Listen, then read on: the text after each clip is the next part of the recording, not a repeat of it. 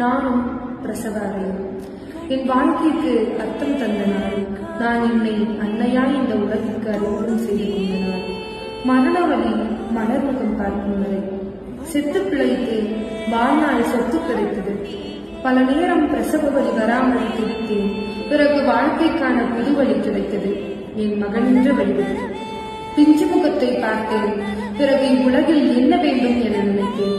பால் சுரந்தது, பாக்கியம் என உணர்ந்தேன். உள்ளிருந்த ரத்தமெல்லாம் பீரிட்டு ஓடியது. நன்றி சொன்னேன் என் மகனை பாதுகாத்ததற்கு. கனவல்ல வரம், ஒரு உயிரல்ல என் உயிரின் நாடி.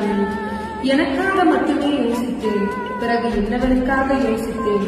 இனி என்னாலும் உனக்காகவே யோசிக்கிறேன். இல்லை, யோசிக்க தோணுகிறது, அதுதான் தாழ்வுள்ளம் போல. 10 மாதம் கருவறையில் கண்மணி போல் காத்து, பிரசவ அறையில் பிரசவித்து, நீ வாழ்நாளெல்லாம் மனவரையில் மகுடம் சூடி வளர்த்தேன் என் மகன் உன்னை.